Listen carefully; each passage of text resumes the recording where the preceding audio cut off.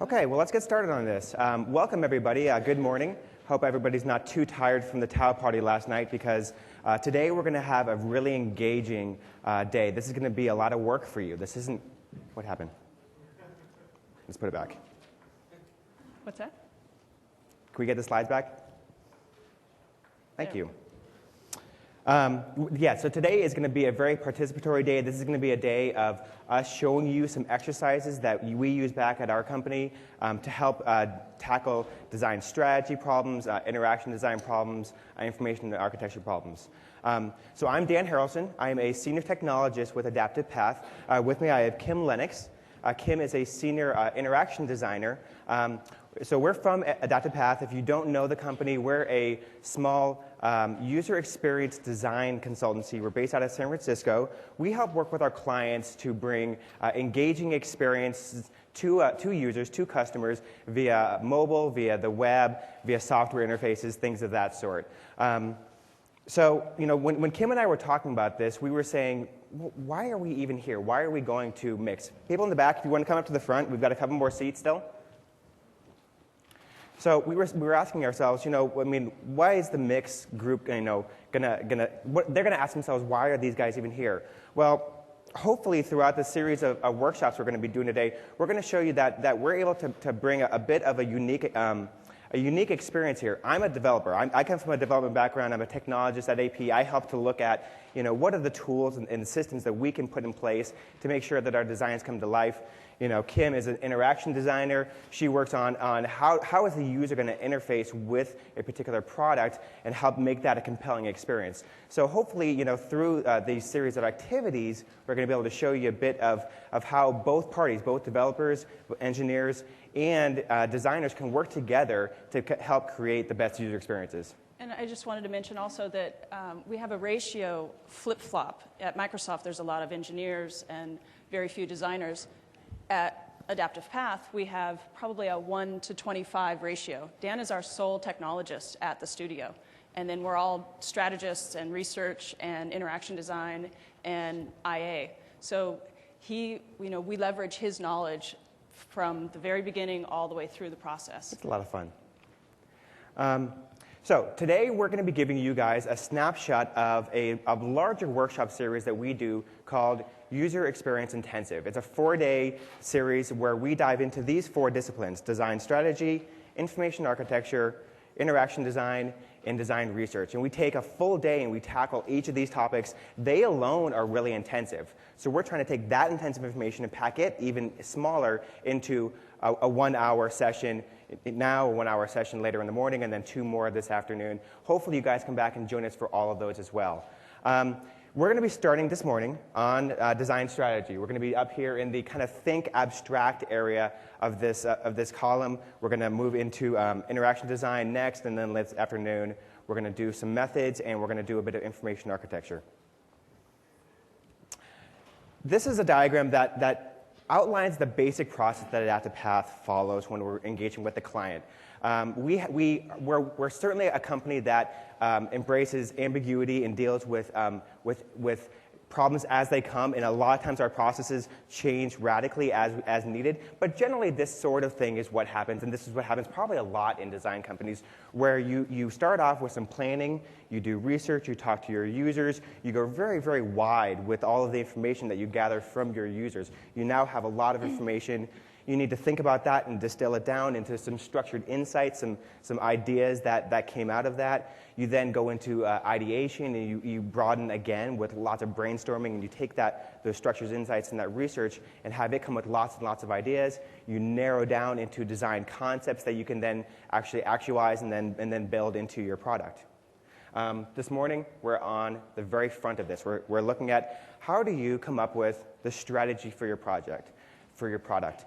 Look at how do you look at the design strategy for your product.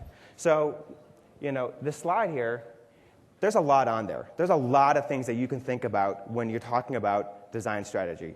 What we found out is if you just tackle these 4 ducks, if you tackle these 4 things and get these all in a row, then everything else kind of takes care of itself. It kind of falls under one of those other areas. If you look at the scope of your product, if you look at what are the features that we're going to build next, And that's very purposeful. When I say what we're going to build next, that doesn't mean that we're not going to build other features down the line. It's determining what can we handle right now, what are we going to focus on right now. If we look at the customer value, if we look at what do our customers need, what's the problem that they're encountering that we're going to solve with this product. If we look at definition, it's a pretty concrete way of thinking, okay, what is it we're actually going to do? What is it that we're going to be building here? Focus is what we're going to be looking at this morning.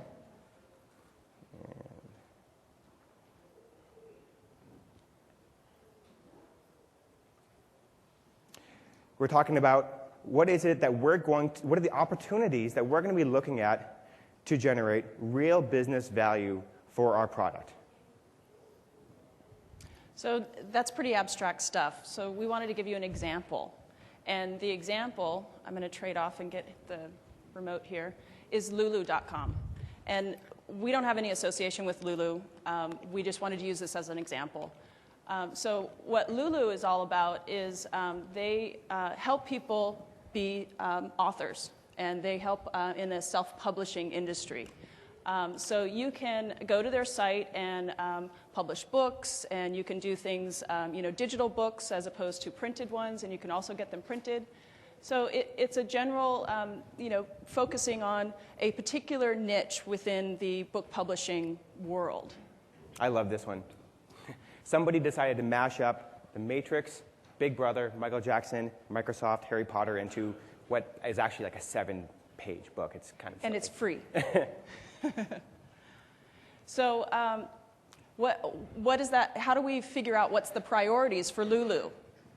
Yeah, I mean, if we do a back-of-the-napkin sketch of the business that Lulu is in, it looks kind of like this. I mean, sure, there's more to it, but essentially, we can boil it down to we have the number of titles that Lulu sells, we have the average number of orders per title, we have the commission that Lulu makes on each sale. I mean, Lulu's business model is such that the publisher gets a lot more of the, or the author gets a lot more of the cut, than Lulu does, but they get a bit. At the end of the day, we have money. We have revenue at the end there. So if we map those, we can look at these as opportunities that Lulu can get into when they are designing the next version of their product. These are things that they can focus on in order to increase the revenue or to save the revenue potentially, depending on the organization, of the site. They can increase their commission rate, and they could, increase the number of titles. They can try and get more authors onto the site. How do you determine which of these to focus on? How do you go through a process of figuring these out? Well, in a lot of organizations, somebody up on high kind of picks one and says, this is what we're going to do. I think this is great. Maybe I read some article in Harvard Business Review that says, do this, and we're going to go that way. Well, what if we could find a way where you can put some more rigid process around that? And that's what we're going to show you today. We're going to dive in and we're going to do an exercise where you're going to do that yourselves, and hopefully this process is something you can bring back into your company tomorrow. So what we do is we take those different opportunities that were listed and we end up mapping them onto a really simple scale, importance and feasibility. And the idea is that you need to have some sort of hierarchy, because in most cases it ends up looking like this. And so, you can't build everything. We have deadlines. We have to get things to market. And so this helps the team together collectively determine what it is that you need to be building. So what you want to do when you're going through this process is create some rules. First of all, keep it simple. You want 2 axes. Ideally, the ones that we usually like to use are importance. So how important is this to the business? How important is it to Lulu or to your company that this opportunity gets solved? We have feasibility or viability.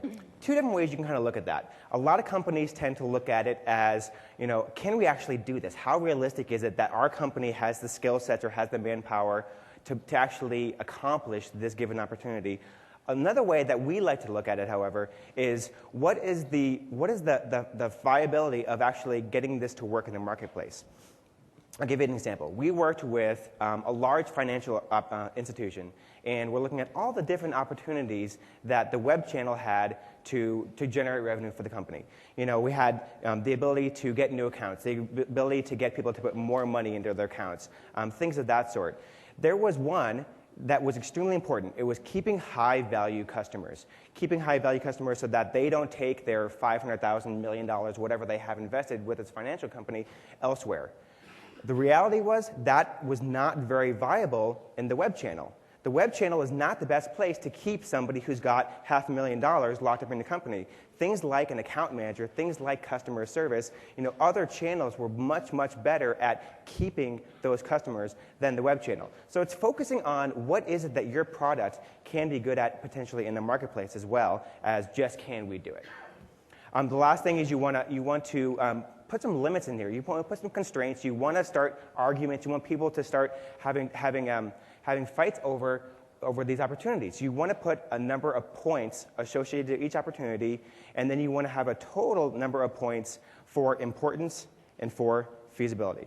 So, for example, here, if we were to put 3 points per opportunity, we have 6 opportunities. There is a maximum number of 18 points per axis that you can assign to any of these given opportunities. By putting these constraints in place, you help to create that conflict, have people defend why it is that they want to do something. Here's a possible output for Lulu. We get a spreadsheet together, we start graphing all the opportunities, and we start to as a group, determine what's the importance, what's the feasibility. You start to get arguments. You start to say, you know what, I think we need to get more titles per author. And the answer is, great. Where are you going to get it? Because you've already got 18 here. And so that naturally starts conversations with people where they can really talk about, can we do this? Is it really as important as you think it is? You can defend it yourself. If, in fact, you end up winning and you end up saying, yes, we're going to do that, we're going to move those points from increased number of titles to the other one, then so be it. The last step of this process is to plot it, is to create the graph that you saw a little bit earlier, that Kim showed it. Once it's up there, it'll naturally start to cluster. You'll start to see opportunities showing up in certain areas of the graph, high in importance, low in feasibility, things of that sort. And that's a good point to kind of step back, look at it, and say, does that feel right? Did we go through this, and did the outcome, did the gut check correctly? Because it's possible that it didn't. It's possible that you went through all this, and sure, when you're looking at numbers and you're looking in that way, it kind of made sense. But once you graph it, you're like, wow, this one here really should have been higher than somewhere else. So when you're looking at the actual graph, then we start to differentiate which things are important and which things aren't. And so the first thing is the ones in the upper right, we focus on those. And then in the middle, we consider them. And then the other ones that are at the end, we ignore. And so when you take that from a designer's perspective, this allows me to actually focus my team on how we are going to actually increase the purchases per visit. How do I do that from an experience design perspective? That's my focus. I'm no longer worrying about increasing commission. I don't have to design for that. I'm designing for the focus. As a developer, you can think about what are the systems I'm going to have to build in order to support the user experience that my designers are building.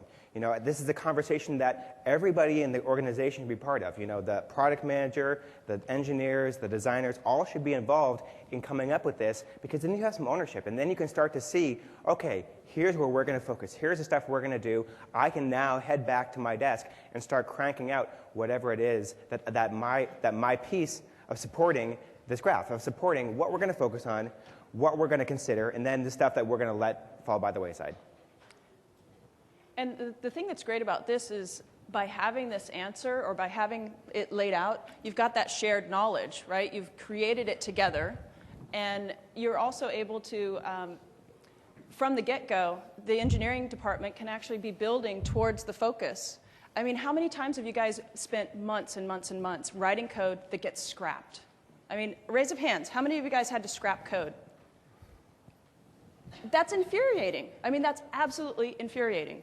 So we don't like to design screens that get tossed out. You guys don't like to write code that gets tossed out. This is something that's a really easy tool that an engineer who's just an engineer can kind of create an activity with your product manager or your product marketing department and say, let's see if I'm actually going to be building the thing that's actually going to ship. Let's make sure that I'm actually building and spending my time in the right way.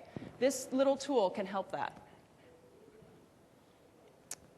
So with that, let's get our hands dirty. We're going to now work in groups, and we're going to actually do this. Everybody should have on their table a copy of the workbook.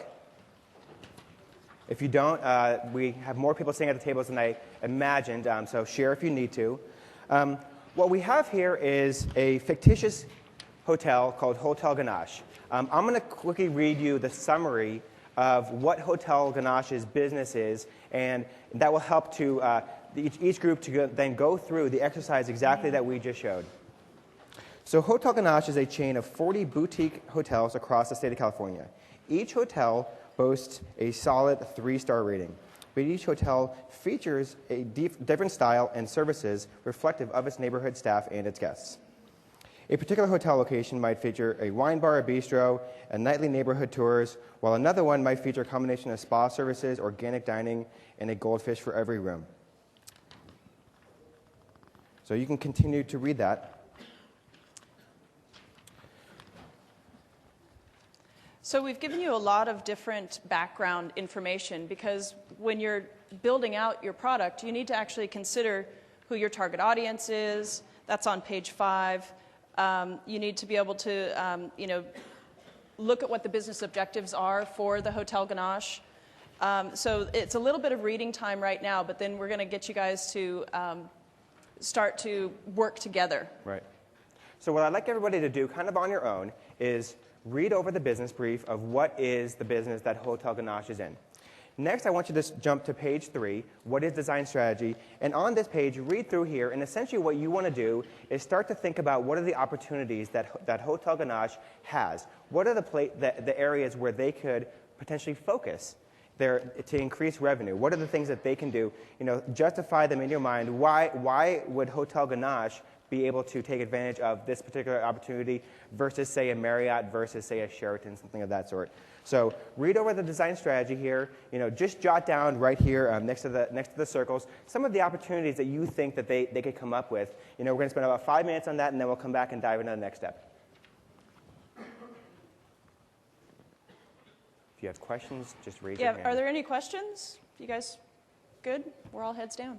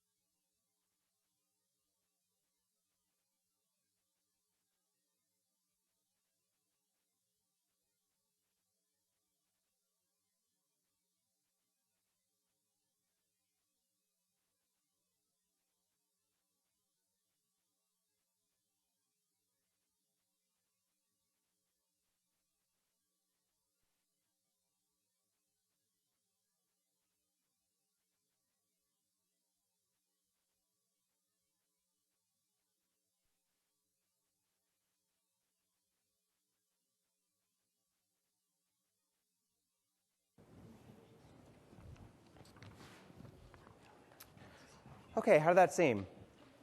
Seem natural? Were some ideas able to come out, or did it seem really hard to kind of pull out ideas? Nah? All right. Okay, so let's move on to the next step here, where we're going to actually walk through that graphing exercise. I'd like each table to divide in half, groups of 4 or 5, and then work together to go through the exercise that we showed you up here. And I want somebody to choose the role of being on the side of Hotel Ganache's business group. I want somebody to take that role of saying, I'm going to be the guy who's looking at ROI and that sort of stuff. The other group can maybe work and everyone else can think of themselves as the user experience consultant or working in the UX team, kind of looking out for the customer, that sort of stuff. Hopefully that will generate the conflict that we're talking about, because that's the real world. The real world is you're going to be sitting down with a stakeholder and he's going to be saying, this is the most important because this is for the bottom line, and you're going to have to defend that, hey, well, that's not the best for the customer, and we need to drop its importance, that kind of thing.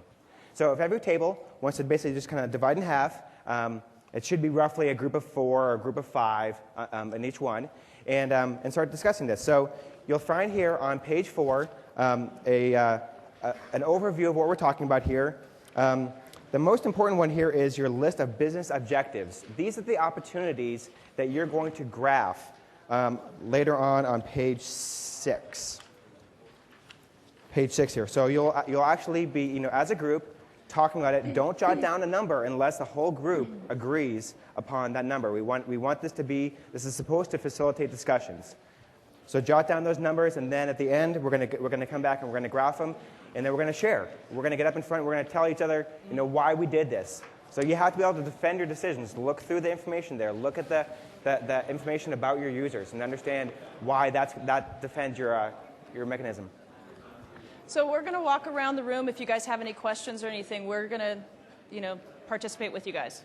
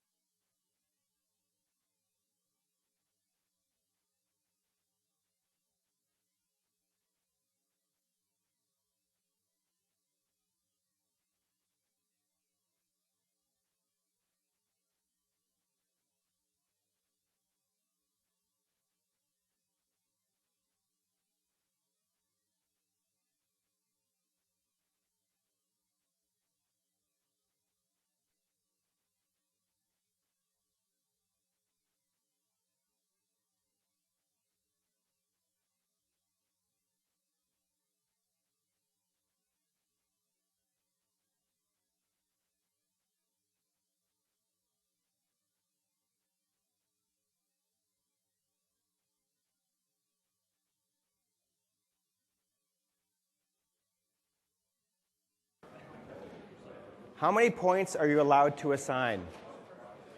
Did you guys find that? I need a number. Somebody tell me. How many points were you allowed to assign total to an axis? 24.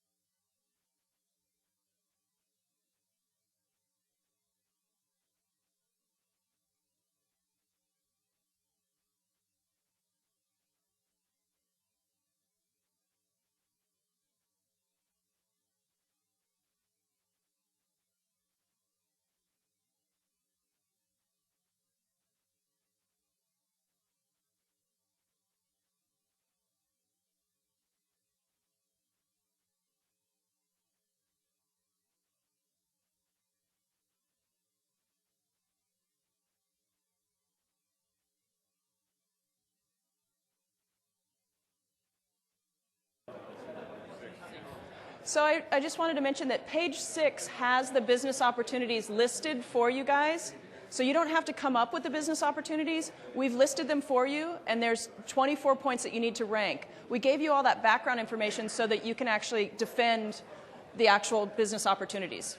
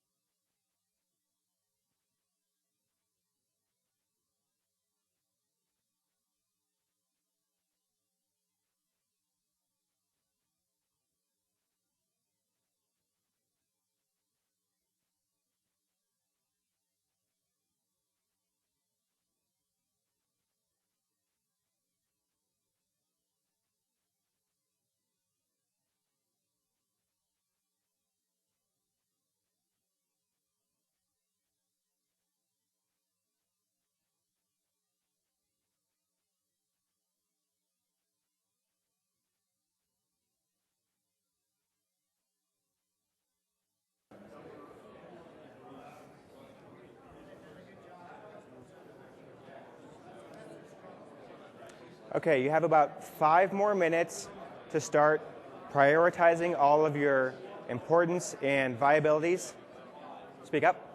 You have about 5 more minutes to prioritize, and then you want to start graphing.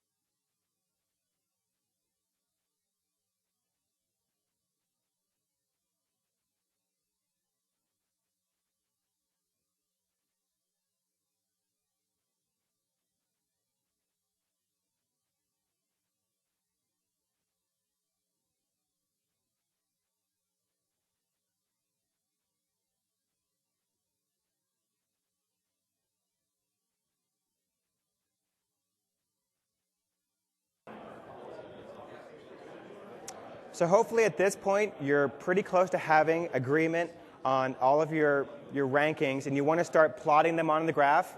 And so maybe one person at the table can do that.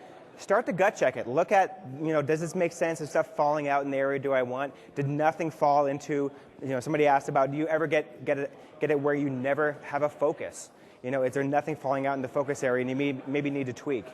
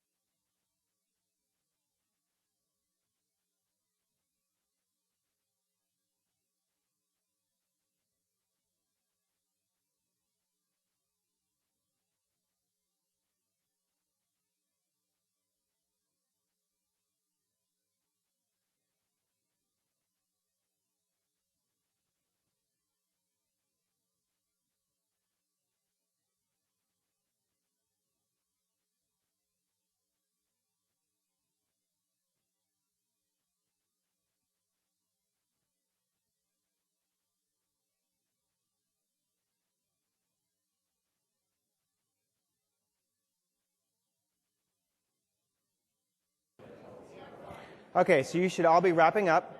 We got a few more minutes left in the activity. As you're diagramming this, pick somebody in your group that you want to bring up here and share with the rest of the class. We're going to actually have people talk about why, the conflicts that they were dealing with, how they came to their decisions. So pick somebody in your group who you want to volunteer to come on up here, and we're going to have maybe 3 or 4 at the table share.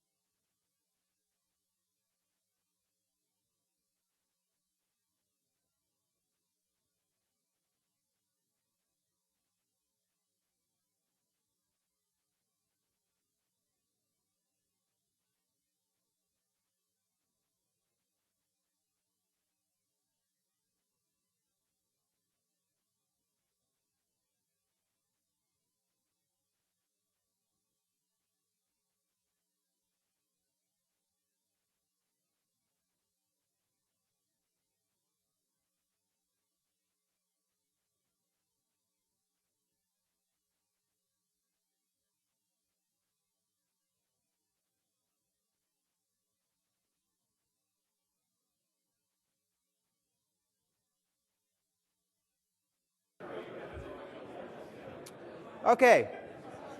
We have our first volunteer. Just generally, how did that go? How did that feel? There seemed to be a lot of good discussion. We had a couple people up front here who were going really fast. Okay. Hello? Can we put up on the... I'm not sure if this... Can we get the remote mic working? So we can... I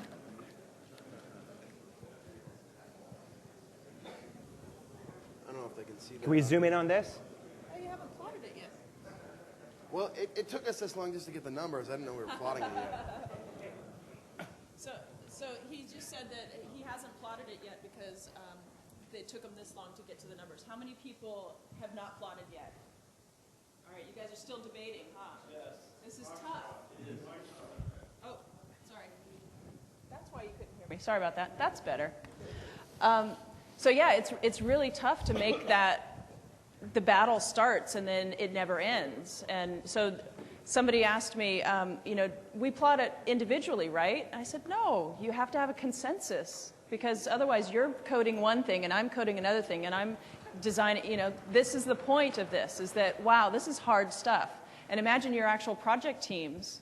You all don't even know each other and you're battling it out, right? So when you actually have the personalities and have everyone together, it's a really powerful tool because it gets people to focus. It really gets people to understand that we have to make these decisions and we have to know what the heck we're building together. So let's see what you guys decided. Okay. And I'll give you a marker and you can plot it as you go. I got it. Okay. Yeah, so as we went through and we discussed the importance of everything first, and then we went through and discussed the viability of the different items second. We came out, let me just kind of plot some of the important ones first. So the most important item that we had was increased customer satisfaction. So we had that as a 5 of importance, but we set that down as a 2 of viability just because we felt that the customer satisfaction was probably more an element of the experience at the hotel. So it's probably not necessarily viable to increase customer satisfaction through the website. And how many of you guys had a similar experience where customer satisfaction hit the center? Yeah? Anybody hit the top into the focus of customer satisfaction? Okay. Okay. So on the next one, increased dollar amount per room, we felt that was, actually, that wasn't the next most important, sorry. So the next most important was increased signups to guest loyalty program. We put that as a 4. And then we set the viability of that at a 3. So that's almost in our focus area. And we actually initially had the viability of it a little bit higher at a 4. But then we got into kind of a discussion about how difficult it is to get people to sign up for things on a website and kind of get that threshold. So we bumped that down to a 3. The next most important one for us was increased repeat visits. We put that as a 4. And then we set the viability on that as a 4 too, because we felt that having a website that was engaging, having some sort of element that brought people back to it would be a viable way of getting people back. So that was right in our focus area. So next, we had shift reservations from telephone to the web. We put that in the importance of 3 because we felt if they're focusing on unique hotels, they don't want to completely eliminate the personal element of booking a room for people who wanted to talk to somebody. But we did give that a 3 on viability. We initially had that as a 4, and I think we were running out of time, and it got bumped down. So that's right in the middle here.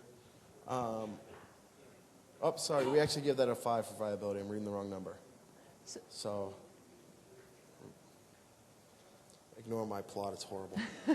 So this one was which? This is shift reservations from the telephone to the web. Okay. We felt it was about average importance, but we felt that a website with a good reservation system would be pretty viable for doing that. Next was increased dollar amount per room. We gave that average importance, and we gave it average viability on the website. We initially had it a little bit higher because we felt that if people knew about the services on the website ahead of time, they'd be more likely to pay for them.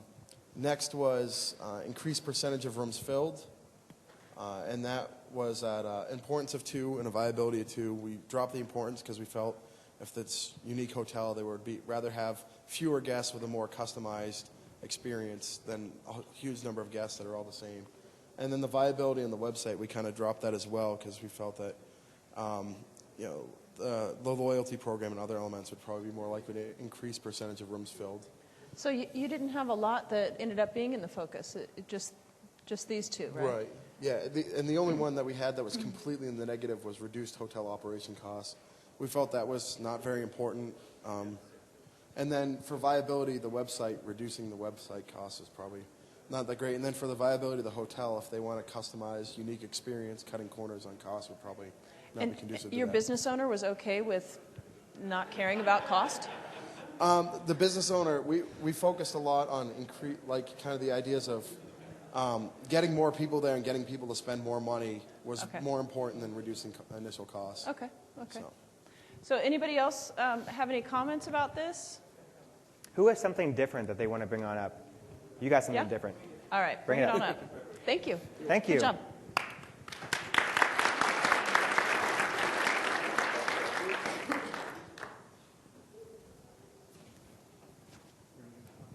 There you go. All right, so I was the business owner, and cost is really important. But actually, where we started at was talking about, okay, from a business owner's perspective, that getting more for each room was important. Reducing costs was pretty important. Actually, filling those rooms is really important. They're small hotels. We want lots of loyal customers. We want to fill them every night, if possible. So that's where the top three important ones, and then we distributed things. We actually said that increasing brand awareness and a loyalty program were not so important because we've got loyal customers already. They'll likely engage in whatever we do. And brand is word of mouth. We want people referring other people, not making these big splashy ads. On the viability is where we had some discussions. We actually said that viability of increasing customer satisfaction and loyalty would actually be pretty hard because we've got such satisfied customers and they're so loyal already. So the viability of doing that was not too How many good. of you guys plotted customer satisfaction kind of low because you had a really high satisfaction? Okay. So let's see. And then we also talked a bit about in the viability that doing some of these things, increasing some things would affect others. So we had to assume some independence of these in order to get it to work. And so we ended actually up with the costs being in our space, reducing our costs. But so was the web reservations. That was a surprise to us. We didn't think that was going to be that big a deal. But it actually came out in that focus area. And then in our consider area was percentage of rooms and dollars per room. And so we figured if we could actually build a web presence that also served operational purposes for the business, and maybe an extranet for our loyal customers or something like that, that we would actually maybe reduce operational costs and increase our presence through that. And that actually lined up with two of the initiatives pretty well in the focus area, improving the reservation system and improving the overall website. And that we'd also consider when we were doing that, seeing using the meeting and conference space, could we use the web to build that kind of a capability? Great. So did anybody have cost up in the focus? How many of you guys had cost up in the focus? One back here. Just one? Just one? Two? Okay. And so when you think about it, we've got two examples, and look at how different everybody read the same material, and yet we all have these different priorities. So it's really important to, thank you.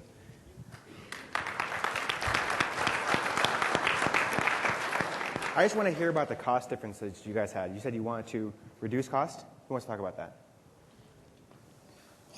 I played the part of the business, and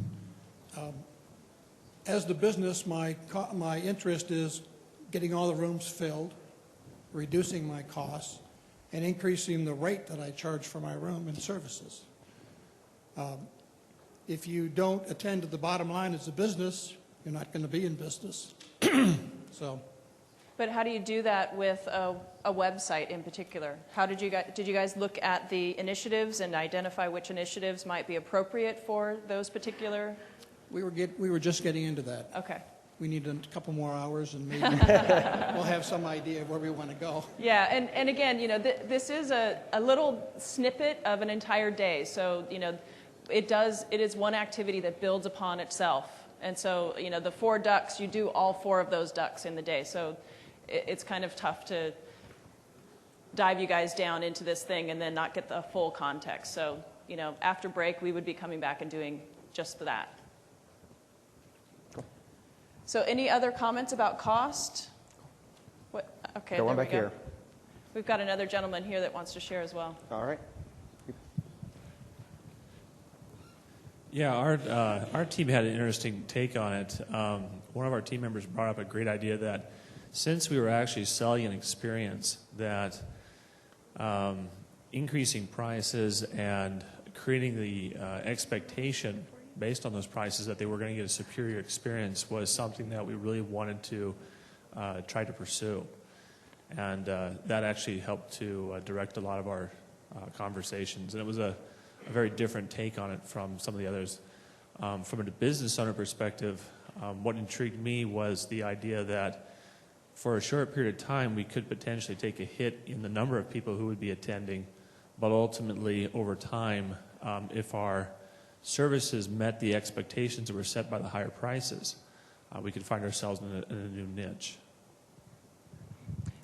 There's another gentleman here that wanted to share.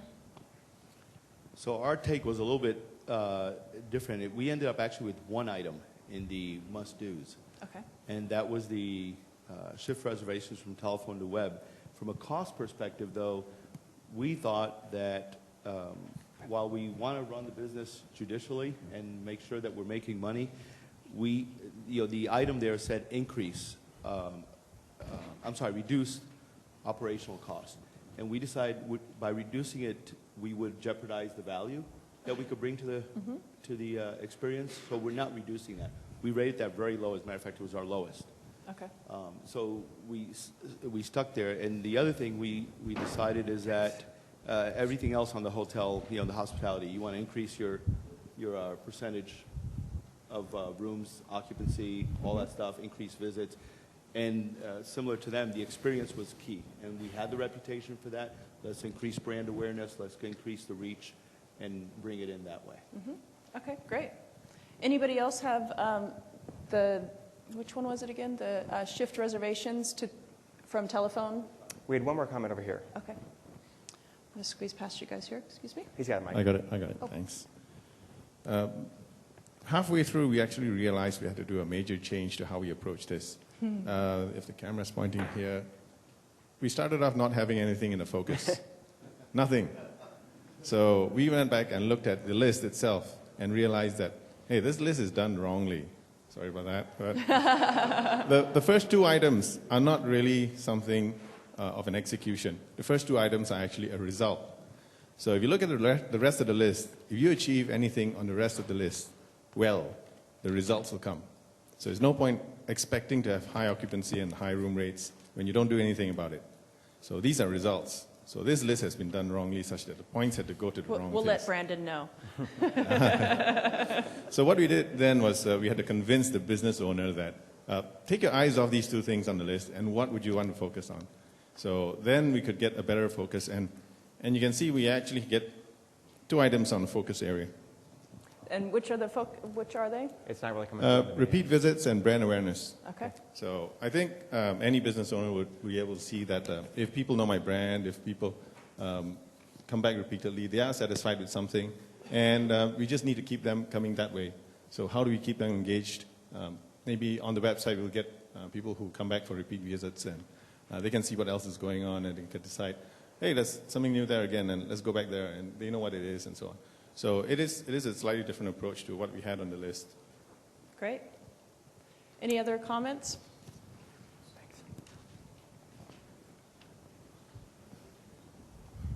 There you go. So similar to the gentleman that just spoke, we found as well that a lot of these were on parallel paths. So, for example, if you increase customer satisfaction, well, obviously you're going to increase the amount of people that want to sign up for a guest loyalty program. So, for example, that's actually a tactic rather than a strategy. One thing in particular that we discussed, and it was under potential initiatives. Actually, I just glossed over it at first, but one of the potential initiatives was to focus on events and conferences and meetings.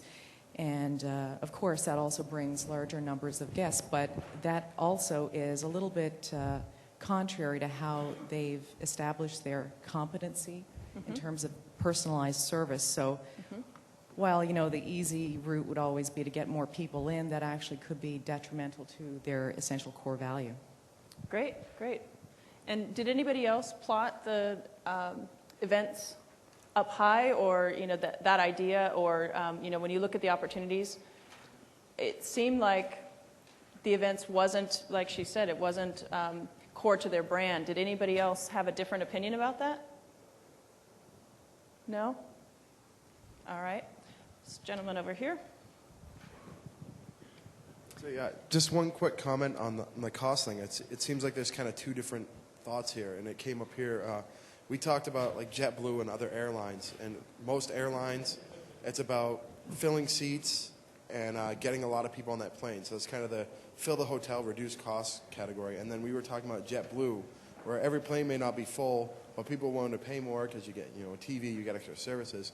And it seems like there's a split in the groups where some groups are about charging people more for a more customized experience, and then the other half are, you know, reduce costs and get more people in the hotel. I was just wondering, is that common in this exercise, or? So it seems like a lot of the groups, there's a lot of groups where they focused on, I guess their thought was about the uniqueness of the experience, so they focused on increasing costs per room and increasing customer satisfaction. And then it seems like there was another school of thought where it was reduce costs, make sure the percentage of rooms are filled.